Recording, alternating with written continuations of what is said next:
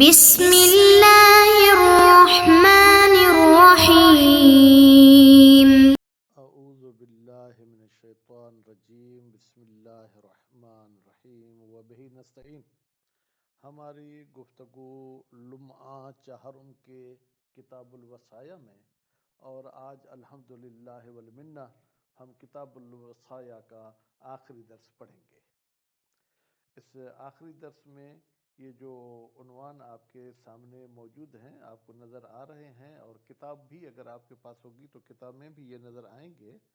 وہ عنوانات یہ ہیں کہ وصی کے جو شرائط بیان کیے گئے ہیں، وہ شرائط وصیت کے وقت ہونے چاہیے، موت کے وقت ہونے چاہیے، وصیت کے وقت سے لے کے موت کے وقت تک ہونے چاہیے، یہ عبارت میں پڑھیں گے۔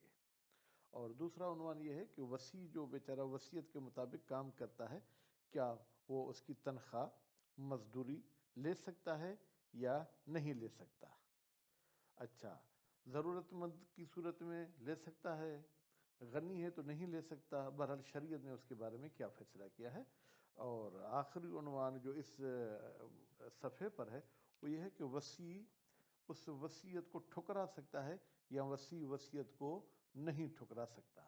تو عبارت میں ہم چلتے ہیں اور اس میں دقت کریں گے۔ والصفات المعتبرۃ فی الوصی، فرماتے ہیں وہ صفات جو معتبر تھے وصی میں، وہ کون سے صفات تھے؟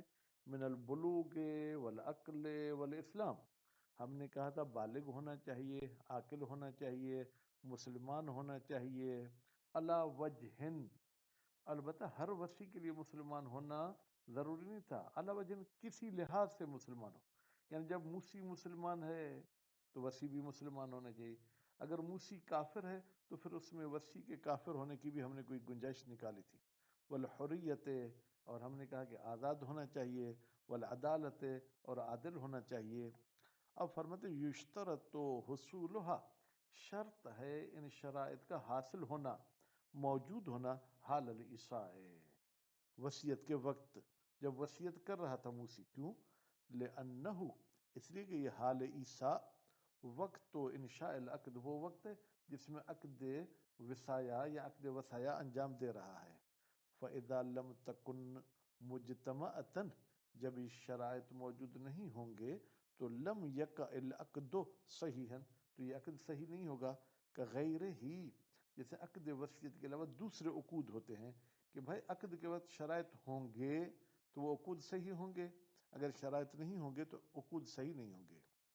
پہلی دلیل یہ کہ شرائط اس وقت ہونے چاہیے، دوسری دلیل کہ شرائط اس وقت ہونے چاہیے وَلِأَنَّهُ، اس لیے کہ یہ عیسیٰ والا حال وقت الوصیہ ممنوع من التفویض الی من لیس بصفات، لأنہ کی ضمیر آپ پلٹا دیں موسی کی طرف، موسی وصیت کے وقت ممنوع ہے، یعنی اسے حق نہیں ہے کہ وہ وصیت حوالے کر دے الی من لیس، اس بندے کی طرف جس میں یہ صفات نہیں پائے جاتے۔ وکیل، اب اس قول کے مقابلے میں دوسرا قول ہے، وہ کہتے یکفی حصول و صفات، ان صفات کا موجود ہونا کافی ہے، کب؟ حال الوفات، وفات کے وقت، حتی لو اوصى الی من لیس باہل، یہاں تک کہ اگر موسی وصیت کرتا ہے ایک ایسے بندے کو جو وصیت کا اہل نہیں ہے، فاتفق حصول و صفات الاہلیہ، پھر اتفاق سے اس میں اہلیت والے صفات موجود ہو گئے، لہو، اس وصی میں، قبل الموت، موت سے پہلے، کس کا موت؟ موت موسی، صح، تو یہ کیل کہتا ہے کہ یہ وصیت صحیح ہے، کیوں؟ لأن المقصود بتصرف، اس لیے کہ وہ بات جس کا قصد کیا گیا ہے کہ وصی اس میں تصرف کرے، ہوا ما بعد الموت، وہ موت کے بعد ہے، وہو محل الولایہ، اور یہی موت کے بعد ولایت والی جگہ ہے جس میں وصی کو ولایت حاصل ہو جاتی ہے۔ ولا حاجت الیہا، اور کوئی ضرورت نہیں ہے ان صفات کی طرف، قبلہ، محل ولایت سے پہلے۔ ویضعف بما مر، لیکن یہ قول کیل ضعیف ہے، بما، ان ادلہ کے ساتھ جو گزر چکے، وہ کیا تھے کہ بھائی یہ بھی عقد ہے اور اس کے شرائط عقد کے وقت ہونے چاہیے۔ وکیل، پھر تیسرا قول کہتا ہے یعتبرو، یعتبرو کا نائب فاعل کون ہوگا؟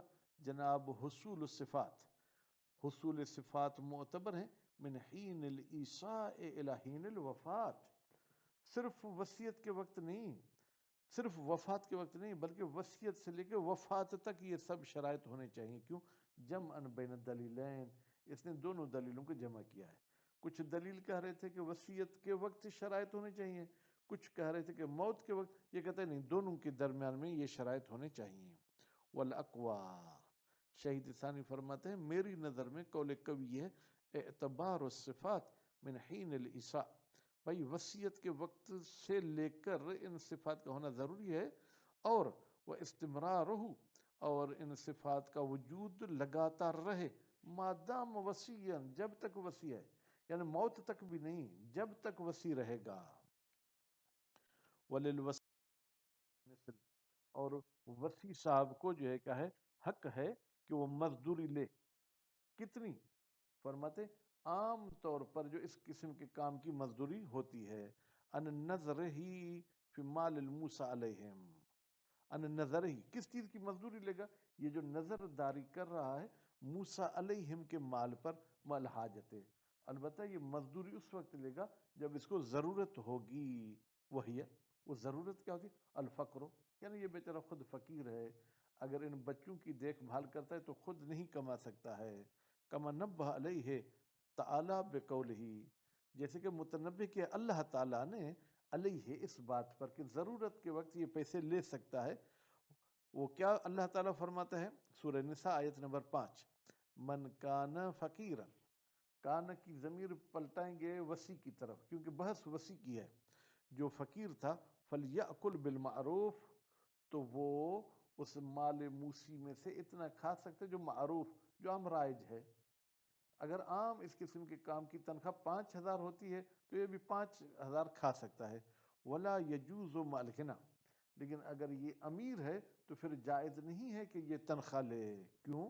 لقولہ تعالیٰ، اس لیے کہ اللہ تعالیٰ فرماتا ہے جناب، میں نے اوپر والی آیت کا جو حوالہ دیا سورہ نساء آیت نمبر 5، غالباً یہ نیچے والی کا تو ہے وَمَنْ كَانَ غَنِيًّا فَلْيَسْتَعْفِفْ، اگر یہ دونوں ایک ہی آیت ہے پھر تو حوالہ یہ ٹھیک ہے.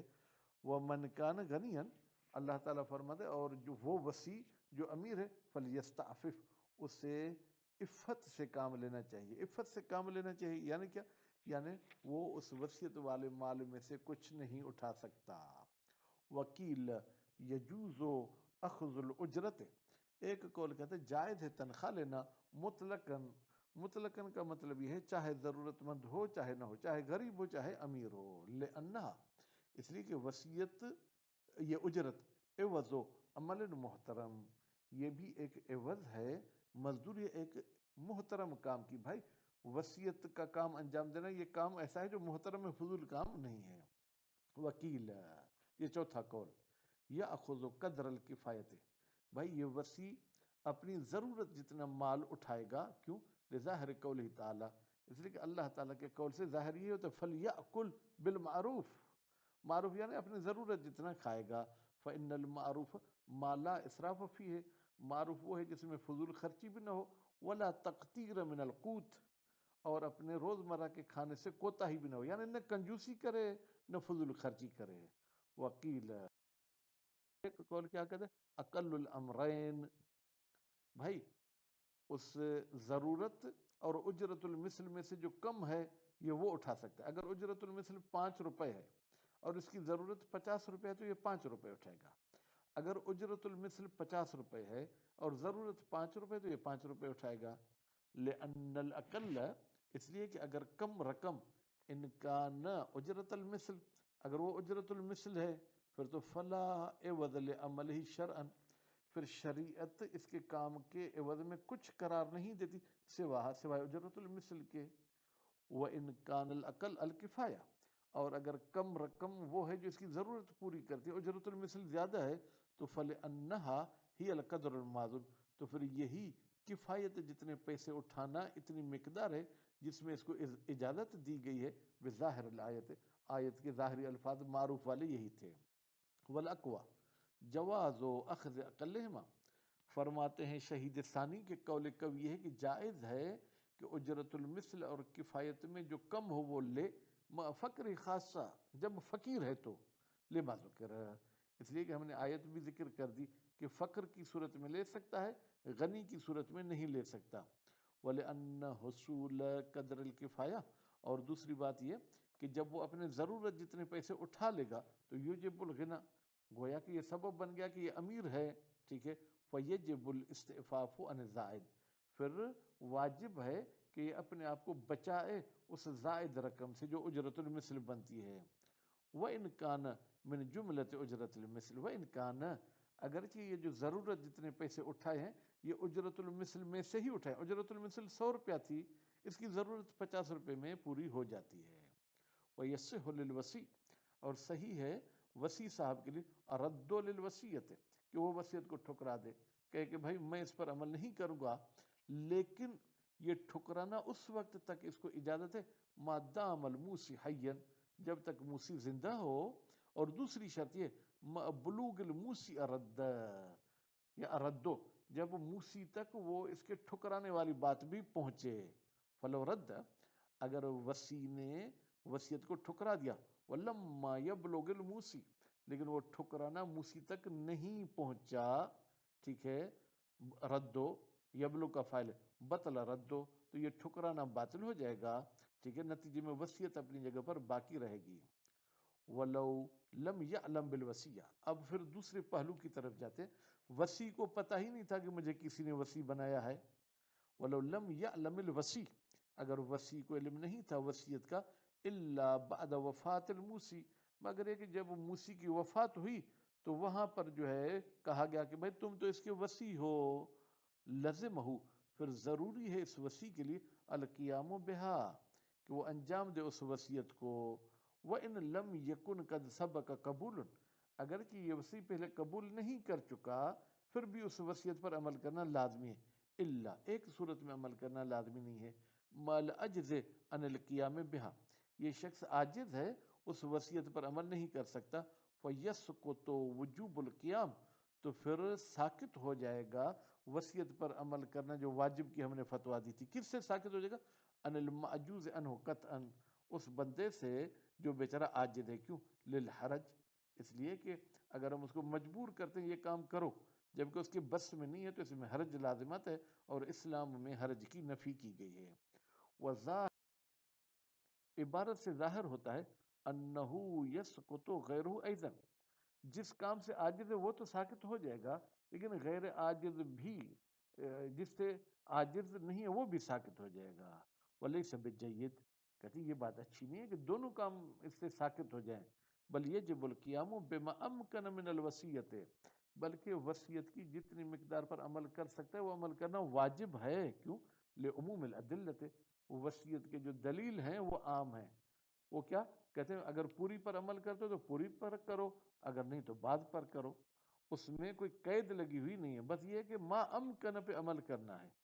وَمُسْتَنَدُ هَذَا الْحُكْمِ الْمُخَالِفِ لِلْأَصْلِ، کہتے ہیں یہ حکم جو کہ کہتا ہے کہ قبول نہ بھی کرے تو اس کو وصیت پر عمل کرنا ہے، یہ اصل کے خلاف ہے۔ اصل یہ ہے کہ بھائی مجھ پر کوئی چیز واجب نہ ہو، اصل یہ ہے کہ مجھ پر موسی کا کوئی حق ثابت نہ ہو، من اثبات حق الموسیٰ الیہ، کہ ہم ثابت کریں ایک حق موسیٰ الیہ کی طرف، علی وجہ قہری، زبردستی، ٹھیک ہے، و تسلیط الموسی، اور ہم موسی صاحب کو مسلط کر دیں کس پر؟ علی اثبات وصیت ہی، کہ وہ اپنی وصیت کو ثابت کرتا ہے، جاری کرتا ہے، علی من شاء، جس پر چاہے، اخبار کثیرۃ، یہ اخبار کثیرۃ خبر مستند کی، یہ حکم بھائی اصول کے خلاف ہے، اصالت البراءت کے خلاف ہے، لیکن کیا کریں، اس حکم کے بارے میں بہت ساری احادیث آئی ہیں تدل بظاہر علیہ، جو اپنے ظہور کے ساتھ دلالت کرتے علیہ اس حکم مخالف اصل پر۔ وَذَهَبَ جَمَاعَةٌ مِنْهُمُ العلامہ، اور ایک جماعت نے نظریہ دیا ہے، اس جماعت میں سے ایک جو ہے کون ہے؟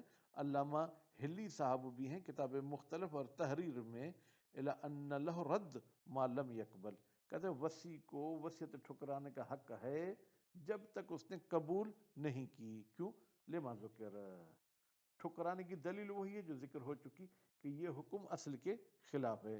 وَلِاسْتِلْزَامِهِ الْحَرَجَ الْعَظِيمِ، اگر ہم اس حکم کو مانتے ہیں تو اس کا لازمہ یہ ہے کہ بیچارے وصی پر بڑا جو ہے کہ حرج اور ضرر لازم آئے، وضرر فی اکثر موارد الوصیہ، وصیت کے اکثر موارد میں، یعنی اپنے بیوی بچوں کے کام چھوڑ دے، اس موسی کے کام انجام دیتا رہے، وہ ہما منفیان بالآیت والخبر، حرج اور ضرر فی الاسلام اس کی نفی کی گئی ہے، والاخبار لیست صریحۃ الدلالت علی المقصود، جبکہ احادیث بھی کلیئر دلالت نہیں کرتی کہ اس کو خواہ مخواہ زبردستی بھی وصیت کو ماننا ہے، ویمکن حملها علی شدت استحباب، ممکن ہے کہ ہم ان روایت کو وجوب پر حمل نہ کریں لیکن مستحب مؤکد سنت مؤکدہ پر حمل کریں کہ بھئی تم نے قبول نہیں کی تھی وصیت، پھر بھی سنت مؤکدہ یہ ہے کہ اب جب تمہیں علم ہوا ہے تو وصیت پر عمل کرو، وَأَمَّا حَمْلُهَا عَلَى سَبْقِ قبول الوصیہ،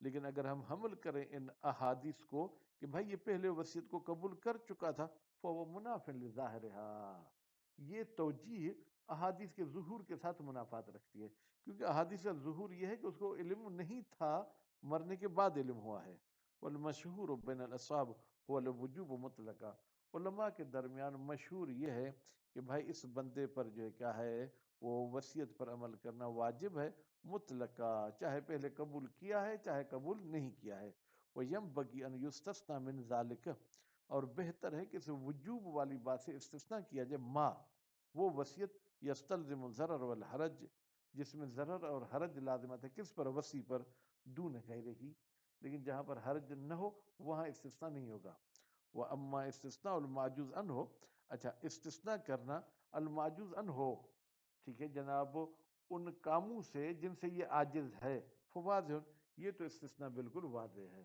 تو الحمدللہ والمنہ، ہماری گفتگو کتاب الوصایا میں ختم ہو گئی۔ اس کتاب الوصایا میں مین جو کردار ہوتے ہیں، جو نام ہمیں لینے چاہیے، وصیت کرنے والے کو موسی کہیں گے، اور اگر کسی کے نفع میں وصیت کر رہا ہے تو اس کو مصالح کہیں گے، اور جس مال کی وصیت کر رہا ہے اس مال کو مصابہ کہیں گے، لیکن اگر موسی جس کے لیے وصیت کر رہا ہے اس کے نفع کا کوئی کام نہیں بلکہ اس کو مزید ذمہ داریاں دے رہا ہے، تو وصیت کرنے والے کو موسی کہیں گے، اور جس کے لیے وصیت کر رہا ہے اس کو وصی بولیں گے، اور جس کے بارے میں وصیت کر رہا ہے اس کو موسیٰ علیہ بولیں گے۔ صلی اللہ علیہ محمد و آل محمد۔